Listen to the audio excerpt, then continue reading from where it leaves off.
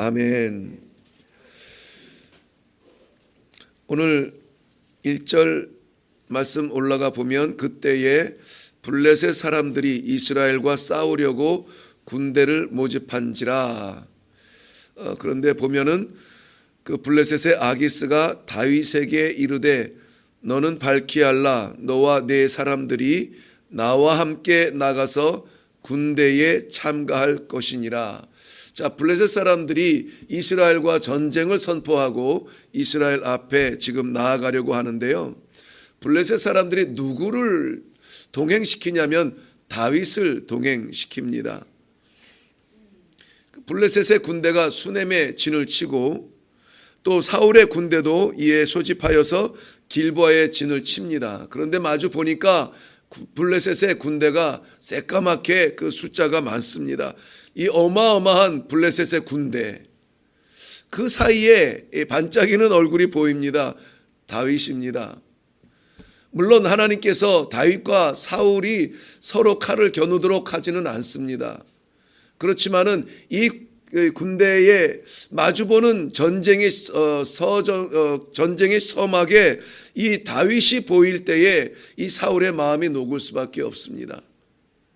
누구보다 그 진가를 잘 알고 있는 사람이기 때문에 그렇습니다. 게다가 마주하고 있는 이 블레셋은 넘을 수 없는 산 같은 그러한 그림자로 보입니다. 사울은 하나님께 물어봅니다. 어떻게 해야 될까요? 대답이 없으세요. 하나님 어떻게 해야 될까요? 대답이 없으세요. 저 새까맣게 몰려오는 블레셋 이방 하나님을 알지 못하는 백성들과의 전쟁이 앞서 있습니다. 어떻게 해야 하면 좋습니까? 하나님은 침묵하고 계십니다. 여러분 이렇게 당황스러울 때가 있으셨나요? 간절하게 하나님 앞에 메어 달리는데 도대체 무엇이 하나님의 뜻인지 알 길이 없어요. 말씀을 들어도 글자에 새까만 하얀 종이에 하얀 그 새까만 글자지 이게 하나님의 말씀으로 내 안에 다가오지 않아요. 예배에 참여해도 예배에 동참해도 예배가 예배되는 것이 아니라 우리의 머릿속은 복잡해집니다. 하나님께서 우리의 길을 인도하시지 않는 듯한 고독함 가운데 떨어져 있습니다. 오늘 본문에서는 그것을 분명하게 보이지는 않지만은 추측할 수 있도록 배경을 설명해 주고 있습니다. 하나님께서 응답을 하지 아니하실 때는 하나님의 응답을 막는, 하나님과 기도하는 자의 사이를 막는 죄가 여전히 남아있기 때문입니다. 15장에 우리가 살펴본 대로 아말렉과의 전쟁을 하나님께서 승리하겠다, 승리로 이끄시겠다, 너의 손에 붙여주겠다. 그 승리는 하나님으로부터 시작이 되었어요. 그런데 하나님께서 그 아말렉과의 전쟁에서 남김없이 다 진멸하라고 합니다. 그런데 왕들을 포로로 잡아옵니다. 전쟁의 승리의 어떤 면류관처럼 왕들을 포로로 끌고 나옵니다. 내가 이들을 이겼다. 내가 이들을 사로잡았어. 진멸하라는 하나님의 말씀을 듣지 아니하고 살찐 소와 살찐 양을 끌고 옵니다. 그리고는 그것을 책망하는 선지자 앞에서 이렇게 말합니다. 백성들이 그렇게 했습니다. 백성들이 하나님 앞에 번제하겠다고 이 살찐 소와 좋은 양들을 데리고 왔습니다. 변명으로 일관합니다. 다 덮으려고 합니다. 얕은 말 몇 마디로 자신들의 양심을 덮으려고 합니다. 하나님께서 모르시나요? 사울은 시기와 질투로 인하여서 하나님께서 붙여주신 다윗을 끝까지 죽이려고 쫓아가고 반복하여서 살인을 계획합니다. 뿐만이 아니라 다윗에게 떡을 먹여 기운을 차리게 했고 골리앗에 칼을 주었다는 이유로 놋땅에 에봇을 입은 제사장이라고 설명을 했습니다. 에봇을 입은 제사장. 그렇다면은 이 제사장, 현직에 있는 제사장들을 85명이나 그 자리에서 죽이는 그러한 죄를 범했습니다. 그 이후로 회개의 모습이 보이지 않아요.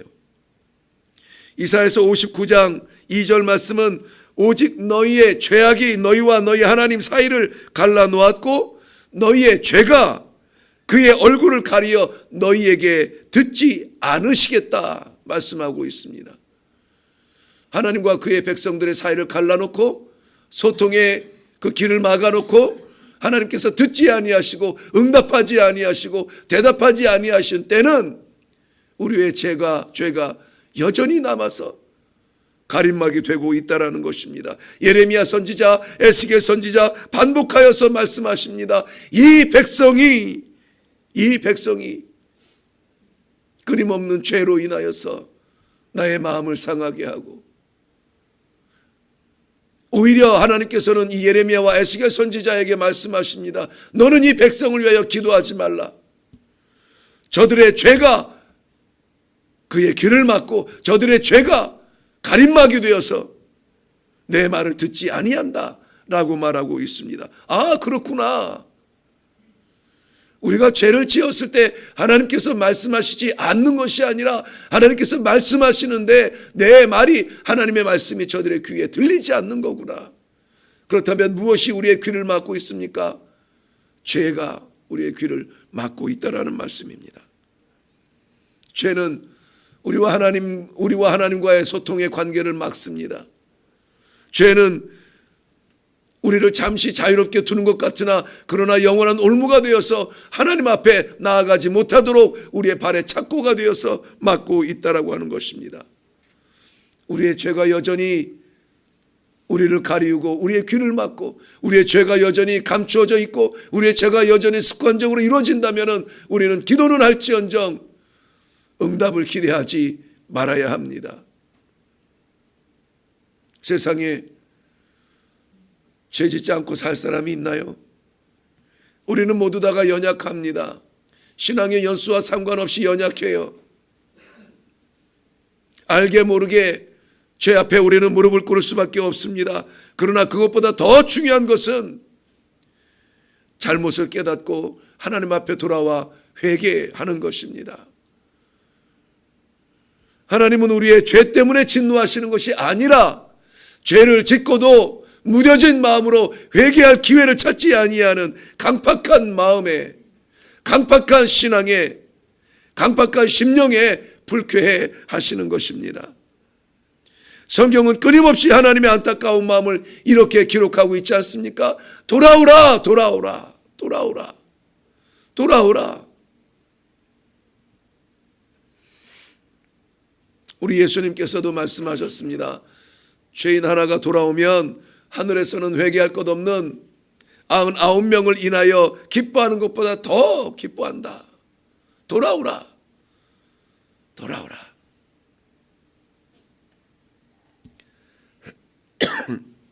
하나님께서는 사울을 이스라엘의 초대 왕으로 삼으셨습니다. 그런데 성경에서는 이것을 후회했다라고 말합니다. 왜 왕을 삼으시고 후회할까요? 왜 하나님이 선택하시고 후회할까요?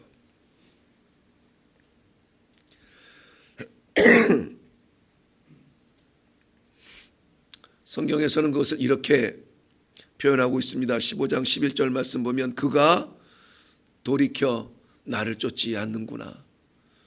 그가 자기의 고집에서 돌아서서 나를 바라보지 않는구나. 사울의 강팍하여진 마음, 교만 때문에 범죄하는 마음, 그것을 인하여서 하나님이 후회하시는 것이 아니라 돌이켜 나를 바라보지 않는다는 거예요. 나를 바라보지 않는다는 거예요. 나를 쫓아오지 않는다는 거예요. 오늘 우리는 아무쪼록 우리의 삶 가운데 하나님을 따라가는 그런 발걸음이 되기를 바랍니다. 정말 능력 있는 기도는 어떤 능력입니까? 그래 소리를 지르는 것도 아니고 이런저런 모양으로 오랜 시간을 기도하는 것도 아니고 금식하며 기도하는 것도 아니고 하나님의 마음에 맞게 하나님의 얼굴을 바라보며 하나님의 뜻을 따라가는 기도가 하나님께서 받으시는 능력 있는 기도가 아닙니까? 사울 왕은 하나님의 침묵에 주저없이 신접한 여인을 찾아갑니다. 사울은 자신이 나라에서 신접한 여인과 박수들을 금하라 명령해 놓고 자신이 신접한 여인을 찾아가요. 하나님의 이 침묵의 원인이 무엇인지, 왜 하나님이 응답하지 아니하시는지 그것에 대해서 고민하지 않아요. 대답하시 아니니까 바로 다음 절에 야, 나를 위해서 신접한 여인을 좀 찾아봐라. 사울은 마음이 급해지니까 이것저것 붙잡습니다. 하나님은 우리가 잡을 여러 방법 중에 하나가 아니에요. 하나님은 우리가 부를 여러 이름 중에 우선순위가 아닙니다. 하나님은 오직 유일한 이름이시고, 하나님은 오직 한 분이시고, 이것저것 안 되면 붙잡는 이름이 아니라 끝까지 붙잡아야 되는 그 이름이 우리 하나님 아버지라고 하는 사실입니다. 하나님은 우리의 유일한 대답이세요. 하나님은 우리의 유일한 소망이고, 하나님은 우리의 유일한 아버지시라는 거예요. 그것을 지금 사울은 간구하고 있는 겁니다. 대답하지 않으니까 자기가 없애라고 했던 신접한 여인을 찾아달라고 부하들에게 이야기하고 있는 것입니다. 사랑하는 성도 여러분, 기도를 해도 도대체 하나님의 응답이 무엇인지 답답하십니까? 마음이 복잡한데 길이 보이지 않으신가요? 주신다고 약속했는데 마음의 평안을 누리지 못합니까? 우리의 감추어진 죄는 없는지 다시 한번 돌아봐야 합니다. 하나님께서 알게 하시고 깨닫게 하시는 그 모든 찌꺼기 같은 죄악이라도 우리는 회개해야 합니다. 회개해야 돼요. 우리의 죄 때문에 하나님이 분노하시는 것이 아니라 회개하지 아니하는 그 마음 때문에 하나님이 불쾌하신다는 말씀을 기억해야 합니다. 우리는 끝까지 하나님만 붙잡아야 합니다. 하나님 안 되면은 이 집 저 집 다니고, 하나님 안 되면은 이 사람 저 사람 찾아다니고, 하나님 기도해도 응답이 없으면은 점쟁이 찾아다니는 우선순위의 하나님이 아니라 절대적인 그 마지막 이름, 처음이자 마지막 이름 하나님이 되어야 합니다. 하나님이 아니면은 안 돼요. 하나님이 아니면은 없습니다. 하나님이 아니면은 우리를 붙잡을 이가 이 세상에 없어요. 끝까지 잡으시기를 바랍니다. 하나님의 약속은 이렇습니다. 예레미야 29장 13절 말씀에 너희가 온 마음으로 나를 구하면, 전심으로 나를 구하면 나를 찾을 것이요 나를 만나리라. 잠언 16장 9절 말씀에 결론 짓습니다. 나를 사랑하는 자들이 나의 사랑을 입으며 나를 간절히 찾는 자가 나를 만날 것이라. 답을 갖고 계시는 여호와를 이 아침에 만나는 복이 있기를 바랍니다. 간절히 주를 찾을 때에 우리의 죄악들이 드러나고 회개하며 나아갈 때에 반드시 용서하여 주실 줄로 믿습니다. 오늘 이 아침에 놀라운 기도의 열매를 붙들고 나아가는 성도님들 되시기를 주님의 이름으로 축원합니다. 기도하겠습니다. 살아계신 아버지 하나님, 사방을 둘러보아도 막힌 것 같고 앞길을 내다보아도 깜깜하여 갈 곳이 없는 것 같은 이 암담한 세상 속에서 유일하게 우리의 생명 되시고, 유일하게 우리의 주님 되시고, 유일하게 우리의 아버지 되신 하나님 앞에 올라와 기도하게 하시니 감사합니다. 아버지 하나님의 이 아침에 우리의 생명을 드리듯 하나님 앞에 우리의 전부를 드립니다. 온전히 주를 찾는 백성들입니다. 아버지 하나님이여, 우리도 잊었던 감추어졌던 죄악 찌꺼기라도 하나님 아버지 남아있거든 다 씻어지게 하여 주시옵소서. 주의 보혈 주님께서 씻으셨습니다. 십자가의 보혈로 완전히 씻으신 줄로 믿습니다. 아버지, 눈물로 회개하는 모든 영혼들에게 용서의 회복을 허락하여 주시옵소서. 주님 만나고 주님 붙들고 주님과 함께 내려가는 복되고 힘찬 아버지 하나님 믿음의 발자취들이 되게 하여 주시옵소서. 주님 앞에 올려지는 이 마음을 받아주시고 기도하는 제목 위에 하나님 응답하여 주사, 오늘도 아버지 하나님이여 우리 기도하는 모든 응답받는 그 재미로 살아가는 귀한 하루가 되도록 축복하여 주시옵소서. 감사드리옵고 예수님의 이름으로 기도하옵나이다. 아멘. 아멘. 이제 오늘부터 시작하여 또 주말을 보내게 됩니다. 주말 가운데 우리 온전하게 하나님께 붙들리기를 바랍니다. 죄는 그림자라도 담지 아니하고 즉시 회개하여 하나님을 만나고 하나님과 동행하는 복된 주말이 되기를 원합니다. 우리 이 시간에 기도할 때에 우리 하나님 감춰진 찌꺼기의 죄라도 용서하여 주옵시고 하나님과 동행하며 내려가는 복된 발걸음 되게 하여 주옵소서. 우리 시간에 한번 다 같이 기도하고 내려갈 수 있기를 바랍니다. 우리 주님 한번 외치고 기도할게요.